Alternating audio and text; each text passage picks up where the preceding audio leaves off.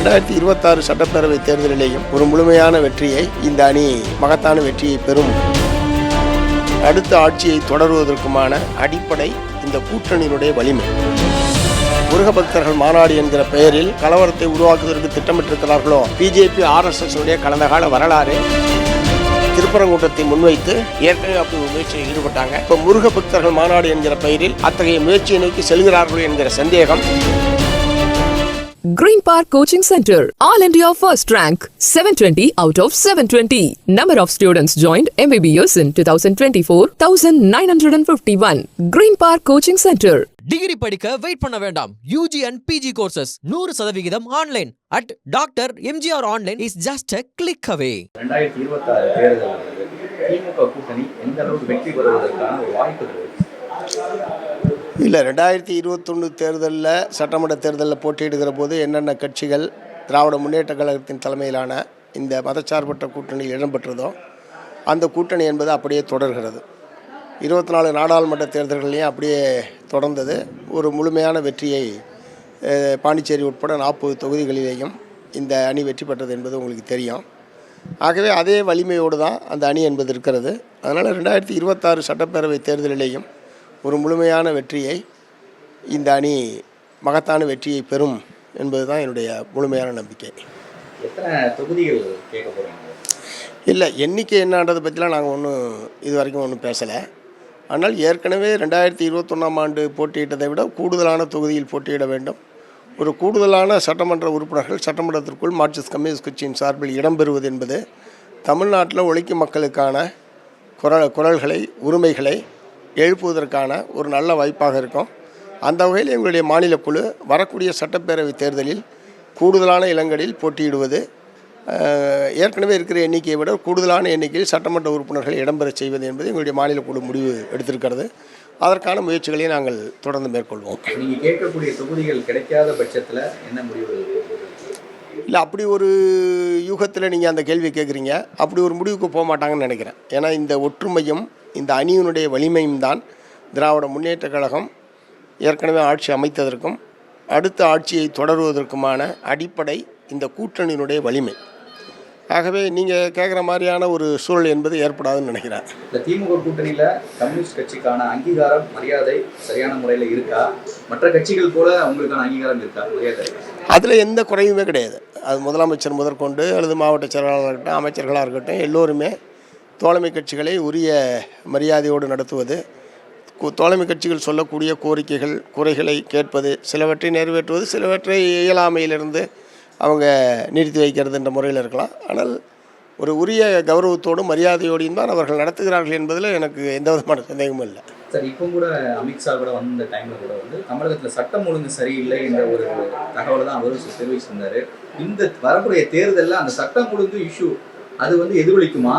எதிர்கட்சிகள் தொடர்ந்து இதையே பேசிட்டு இருக்காங்க. அமித்ஷா, பிஜேபி சரி, அதிமுகவும் சரி, இதே தான் சொல்லிட்டு இருக்காங்க. இது எதிரொலிக்கும் வாய்ப்பு இருக்கா? அதாவது ஜூன் மாதம் 22ஆம் தேதி முருக பக்தர்கள் மாநாடு என்கிற பெயரில் ஒரு பிஜேபியினுடைய அரசியல் மாநாடு என்பது மதுரையிலே நடைபெற இருக்கு. அது ஆன்மீக மாநாடு அல்ல, அரசியல் மாநாடு. இந்த மாதிரி வடக்கை எப்படி ராமரை முன்னிறுத்தி ஒரு அரசியல் பிரச்சாரத்தை முன்னெடுத்து அகில இந்திய அளவில் ஆட்சி அதிகாரத்தை கைப்பற்றினார்களோ, அந்த ராமர் கோயிலை முன்வைத்து ராமருடைய பிறந்த இடத்தை முன்வைத்து ஒரு பெரிய கலவரம் போக்குவரத்து என்பதெல்லாம் நடந்து ஏராளமான உயிரிழப்புகள், பெரிய கலவரங்கள் எல்லாமே நடைபெற்று அதனுடைய தொடர்ச்சியாகத்தான் அவங்க ஆட்சி அதிகாரத்தை கைப்பற்றினாங்க. இப்போ தமிழ்நாட்டில் அதே தந்திரத்தை கையாளுவது என்கிற முறையில் தான் முருக பக்தர்கள் மாநாடு என்கிற பெயரில் இத்தகைய முயற்சிகளில் அவங்க ஈடுபட்டிருக்காங்க. தொடர்ந்து அவங்க இதை பேசிக்கிட்டு இருக்கிறத பார்த்தா இந்த மாநாட்டை வைத்தே ஒரு கலவரத்தை உருவாக்குவதற்கு திட்டமிட்டிருக்கிறார்களோ என்கிற சந்தேகம் என்பது எழுகிறது.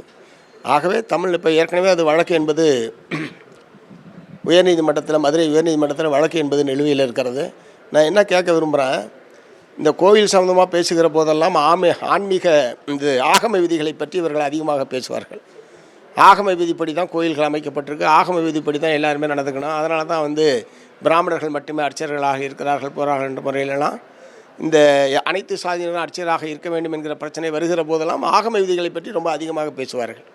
இப்போ எந்த அடிப்படையில் ஒரு தனியாருடைக்கு சொந்தமான இடத்துல ஒரு மைதானத்தில் அறுபடை வீடுகளை அமைத்து அதிலே வழிபாடு நடத்துவது என்கிற முடிவை அதில் என்ன ஆகம விதிகள் இப்போது எங்கே போச்சு? அதில் ஆகம விதிகள் வந்து உட்படாதா? ஆகவே இவங்களுக்கு வேண்டும்னா ஆகம விதியை உதாரணம் காமிப்பாங்க, வேணான்னா ஆகம விதியை தூக்கி ஓரமாக வீசிட்டு இஷ்டத்துக்கு இவங்க பாட்டில் பண்ணுவாங்க. ஆகவே இவங்க வந்து இப்போ நீதிமன்றத்தில் போய் அந்த மாதிரி ஒரு தனியார் இடத்துல அறுபடை வீடுகளையும் உருவாக்கி வழிபாடு நடத்துவதற்கு அனுமதி வேண்டும் என்கிற முறையில் தான் நீதிமன்றத்தில் வழக்கு போட்டிருக்காங்க. இப்போ நான் அவங்களை கேட்குற கேள்வி, இப்போது ஆகம விதிகள் எங்கே போயிற்று? இது ஆகம விதிகளுக்கு உட்பட்டு தான் இந்த தனியார் இடத்துல அறுபடை வீடுகளை நீங்கள் உருவாக்கி வழிபாடு நடத்துவதற்கு அனுமதி கேட்கிறீர்களா என்கிற கேள்வி எழுப்ப விரும்புகிறேன். ஆகவே எதையாவது ஒரு பிரச்சனையை முன்னிறுத்தி சிறு தீப்பொறி கிடைச்சா கூட அது பெரிய விசிறி விட்டு கலவரமாக்குவது என்பது பிஜேபி ஆர்எஸ்எஸ்னுடைய கடந்த கால வரலாறு. அது மதுரையிலே திருப்பரங்குன்றத்தை முன்வைத்து ஏற்கனவே அப்படி ஒரு முயற்சியில் ஈடுபட்டாங்க. இப்போ முருக பக்தர்கள் மாநாடு என்கிற பெயரில் அத்தகைய முயற்சியை நோக்கி செல்கிறார்களோ என்கிற சந்தேகம். தொடர்ந்து இவர்கள் சட்ட ஒழுங்கு பிரச்சனையை முன்வைத்து நாங்கள் வந்து தேர்தலை சந்திப்போம் என்கிற முறையில் சொல்கிறத பார்த்தா இதற்கு பின்னால் ஏதாவது திட்டமிட்ட சதி இருக்கிறதோ என்கிற சந்தேகம் ஏற்படுகிறது. கூட்டணி கட்சிகள் வந்து இந்த சட்டம் ஒழுங்கு இஷ்யூவை வந்து என்ன பேச மாட்டுக்காங்க அப்படின்னு சொல்லி பிஜேபி சொல்கிறாங்க. இல்லை, சட்ட ஒழுங்கு பிரச்சனை என்ன? சட்ட ஒழுங்கு பிரச்சனை என்ன? இப்போ போலீஸ் வந்து அனுமதி தராது, ஜனநாயக உரிமைகள் மறுப்பு போன்ற பல பிரச்சனைகளை மார்க்சிஸ்ட் கம்யூனிஸ்ட் கட்சி எழுப்பி கொண்டு தான் இருக்குது. சட்ட ஒழுங்கு பிரச்சனைன்னு அவங்க எதாவது சொல்கிறாங்க, அதை ஏதாவது விளக்கமாக சொல்லுங்கள். இங்கே இந்த சட்ட ஒழுங்கு பிரச்சனைன்னு சொல்லுங்கள். மற்றபடி போலீஸினுடைய அணுகுமுறை, போலீஸினுடைய கொள்கை, இது சம்பந்தமாகலாம் போலீஸ் கொள்கை மாற்றப்பட வேண்டும் என்பதை மார்க்சிஸ்ட் கம்யூனிஸ்ட் நாங்கள் தொடர்ந்து வற்புறுத்துகிறோம். சில சம்பவங்கள் நடக்கிற போது உடனடியாக காவல்துறை தலையிட்டு நடவடிக்கை எடுக்கணும்னா அதை கண்டித்து போராட்டம் நடத்துறது நாங்கள் தான், அவங்க யாரும் நடத்தலை. அவங்க வெறும் அறிக்கையோடு நிற்கிறாங்க, நாங்கள் போராட்ட களத்துக்கே போகிறோம். அதனால் அவங்க என்னன்னு விளக்கணும். சட்டம் ஒழுங்குன்னா அது ஒரு பெரிய ஏரியா, எதை பற்றி அவங்க குறிப்பிடுறாங்க?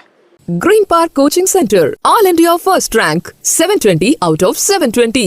Number of students joined MBBS in 2024, 1951. Green Park Coaching Center.